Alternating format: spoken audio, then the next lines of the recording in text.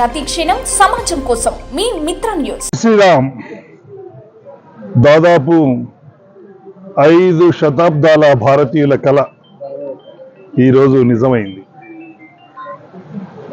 మీ అందరికీ తెలుసు, భారతీయులు ఎన్నో ఏళ్లుగా రామ మందిరం అయోధ్యలో అంటే రామజన్మభూమిలో నిర్మించాలని, విగ్రహ ప్రతిష్ఠ జరగాలని, రామరాజ్యం మళ్ళీ స్థాపించబడాలని ఎన్నో కోరికలతో ఆశలతో ఉన్నారు.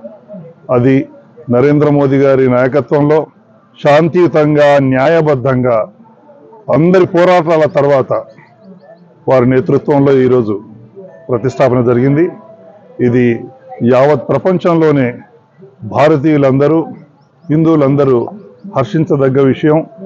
సంబరాలు జరుపుకుంటున్నారు, దీపావళి పండుగలాగా జరుపుకుంటున్నారు.